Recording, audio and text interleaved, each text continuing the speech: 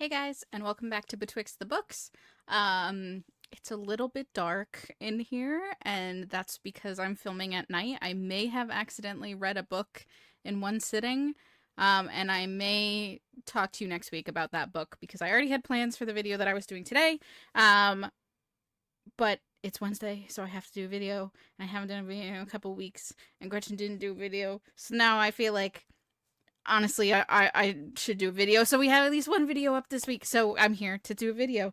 Um, Talking about like a weird little side challenge slash project that I've started for myself, called the Rainbow TBR, which folks who've been around for a little while might know, or followed me on my socials might know that before the pandemic in 2020, I had decided to try reading books for a year by color. And then the pandemic hit and I just gave up on that challenge. But I did do it for a couple of months. So I'm reinitiating that challenge for myself and trying to read my physical TBR by color. If you would like to follow me on that journey, I made an Instagram for it, which I will link down below. It's literally at Rainbow TBR. You can also find a grid with all of each month's color challenges there as well. And if other people find this interesting, I can maybe also do like a story graph challenge for next year, where I create a challenge that other people can join me if you would like to, but it feels kind of weird to do it just for the last couple of months of this year. And also, I don't know if I'll stick to it that long because ADHD likes novel things, and if it starts not hitting the dopamine in the right way, I may give up on it. ADHD folks can relate to that. But at the moment, it seems to be working because I read more books last month that were just for me than I have in like a couple of years. So yeah, so last month was purple, and I read 3 and a bit purple books. I'm here to talk to you guys about that today. The first book that I read for this challenge last month was Saha by Cho Namju, which was translated by Jamie Chang. If you recognize that author, it might be because she is also the author of Kim Ji-young, born 1982. This one is like much more famous, I feel like. This is the book that a lot of folks tout as like some of the startings of the 4B movement in South Korea.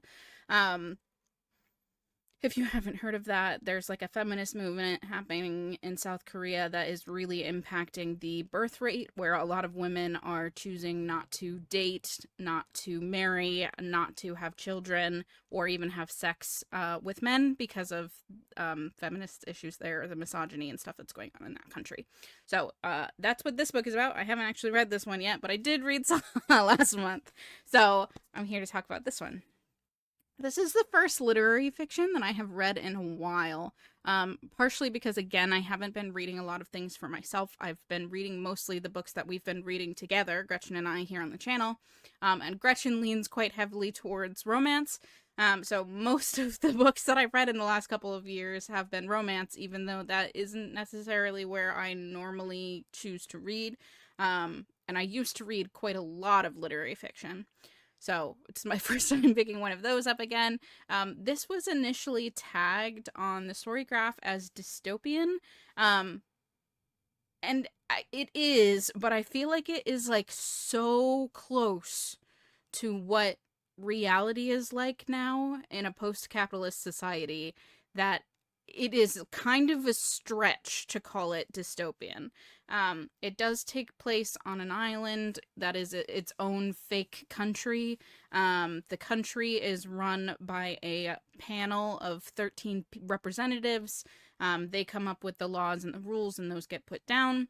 There are 3 tiers of basically society. You have citizens who have the most money, they have jobs. There's a bunch of like wealth and safety nets that come with that. There is a second tier of almost citizenry called the L2s, who basically have work visas, where essentially they aren't rich enough or smart enough to be a citizen, so they get these 2-year L2 visas, which lets them have a job, and the majority of jobs are going to be these L2 status citizens.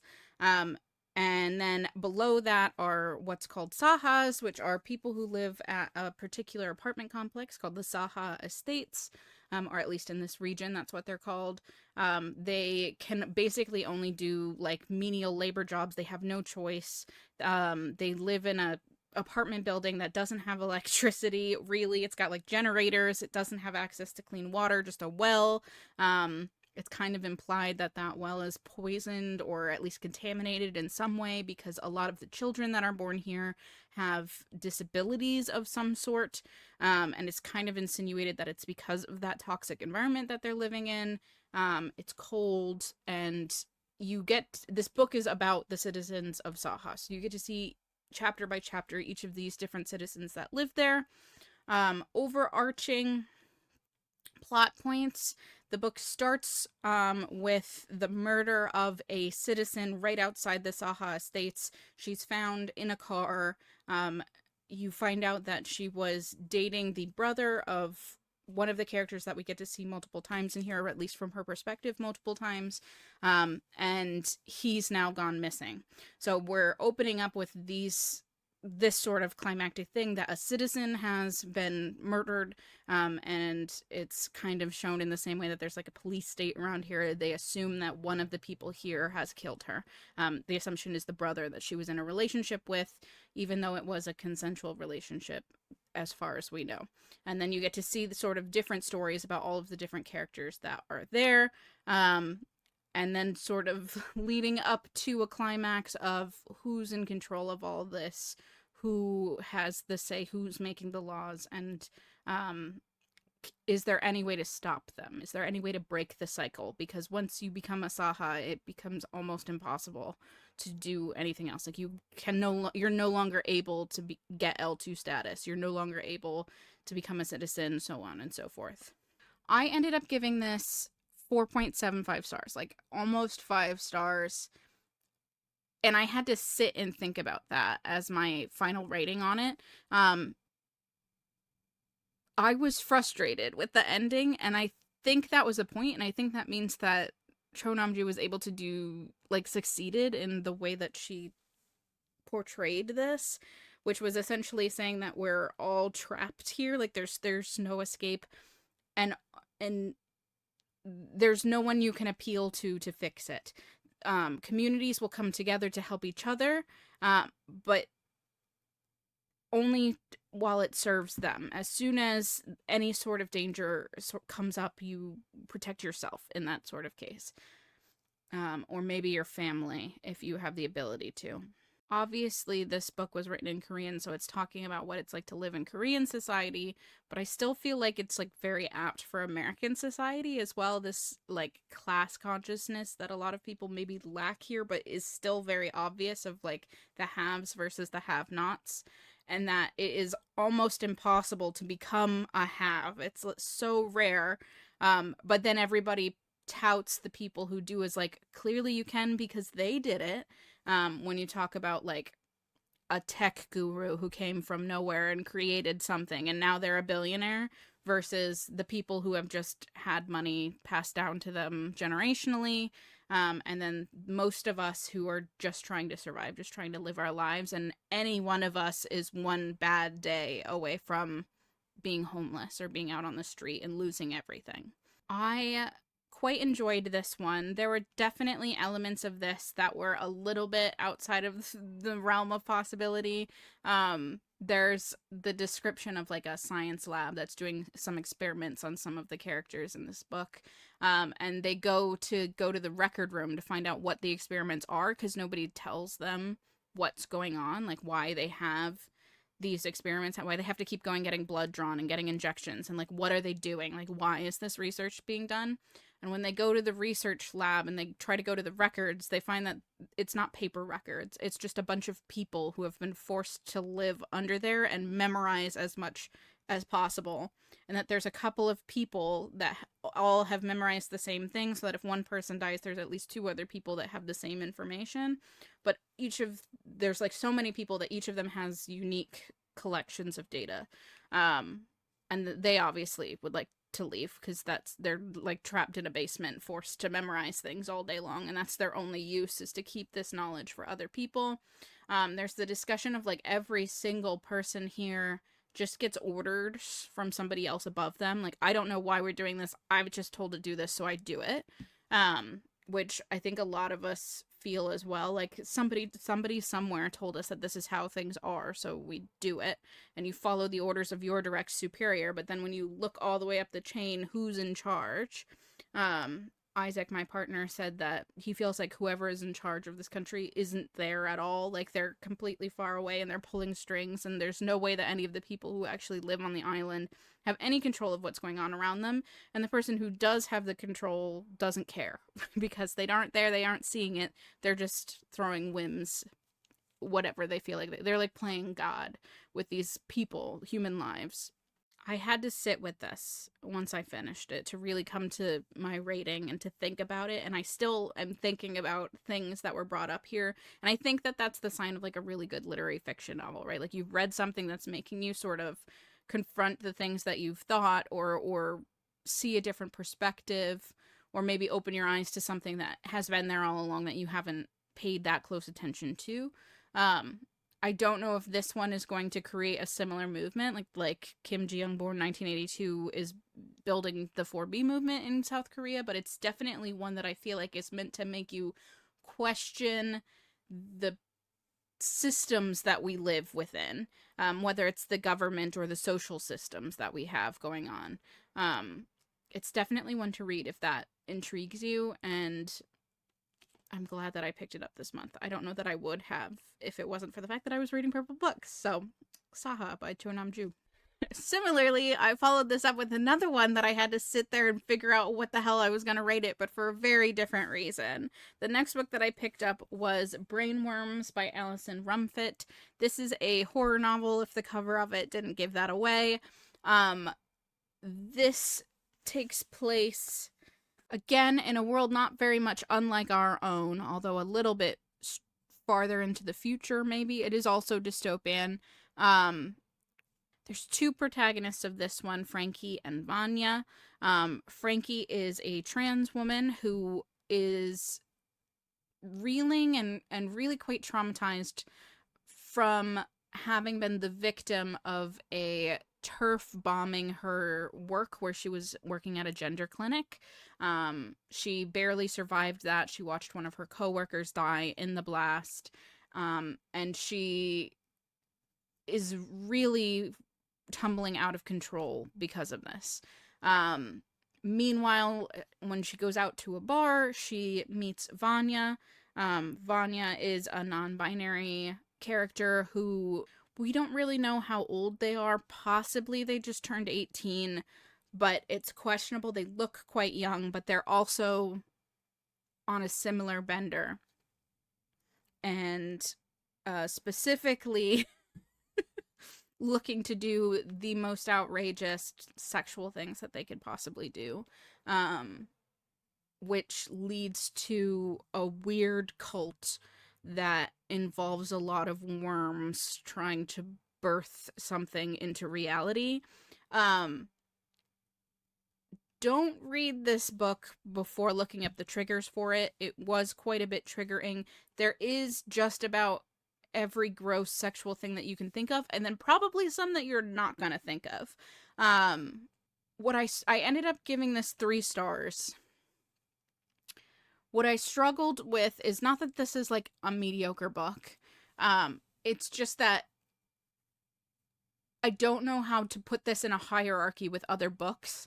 This isn't something that you're gonna be like enjoyment base versus literary merit. It's gross out horror, body horror.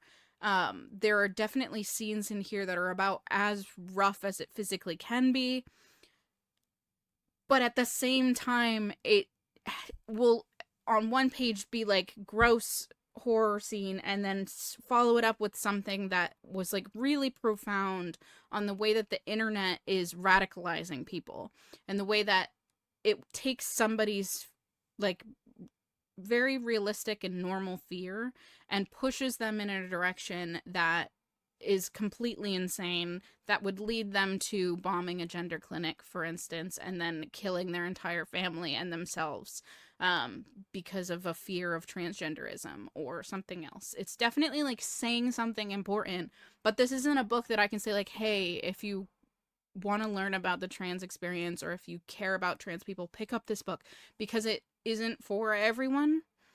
If you're interested in it, it might be worth reading, but again, it is so extreme and so gross that like most people I don't think can pick it up. If you like gross out horror, it might be one to look at, especially if you want to support trans authors and want to support trans movements. It's just so weird and gross. And I read it, so I'm gonna give it 3 stars, I guess, because I it was a book and I read it, you know? The last book that I finished last month that was purple was The Gathering Dark, edited by Tori Bovalino. It is a anthology of folk horror short stories, a young adult anthology of folk horror short stories. I picked this one up because it had a couple of stories by some of my favorite YA horror authors, namely Erica Waters and Courtney Gould, and they both had great stories in here. I read all of them. I ended up giving the collection overall 3.75, which was my like mean of the ratings that I gave each of the stories that were in here. I don't think I had any stories in here that were less than a 3-star, and there were a couple 5 stars that were actually from new to me authors that I hadn't read from. I believe that was Aiden Polydouros and Tori Bovalino, I believe, were the 2 who had stories in here that I rated 5 stars.